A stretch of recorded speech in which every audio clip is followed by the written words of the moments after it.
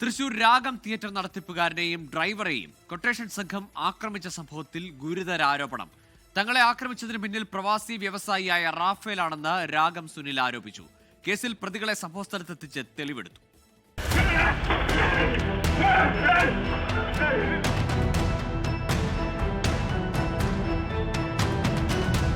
വിദേശത്ത് സിനിമ പ്രദർശിപ്പിച്ചതുമായി ബന്ധപ്പെട്ട പണം റാഫേൽ മടക്കി നൽകാത്തത് നിരന്തരമായി ചോദ്യം ചെയ്തതിൽ വൈരാഗ്യമുണ്ടായിരുന്നുവെന്നാണ് രാഗം സുനിൽ പറയുന്നത്.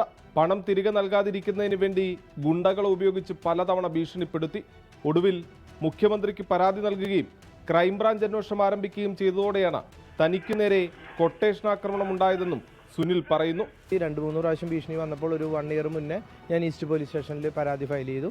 സിജോ 1-ാം പ്രതിയും 2-ാം പ്രതി ഇരിഞ്ഞാലക്കുട മാസ് തിയേറ്റർ ഉടമ റാഫേലിനെയും വെച്ചിട്ട് ഈസ്റ്റ് പോലീസ് കേസ് എടുത്തിട്ടുള്ളത്. കേസിൽ സിജോയാണ് കൊട്ടേഷൻ നൽകിയതെന്ന അനുമാനത്തിലേക്ക് പോലീസ് എത്തുമ്പോഴാണ് സിജോയ്ക്ക് പിന്നിൽ പ്രവാസി വ്യവസായി ഉണ്ടെന്ന ആരോപണം.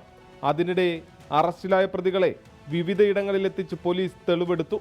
24 തൃശൂർ. ലോകത്തെവിടെയായാലും ഏത് സമയത്തും 24 വാർത്തകളും ഓഗ്മെന്റഡ് റിയാലിറ്റി പാക്കേജുകളും എക്സ്പ്ലെയിനറുകളും വിശദമായി കാണാൻ ഞങ്ങളുടെ യൂട്യൂബ് ചാനൽ നിങ്ങൾക്ക് സബ്സ്ക്രൈബ് ചെയ്യാം.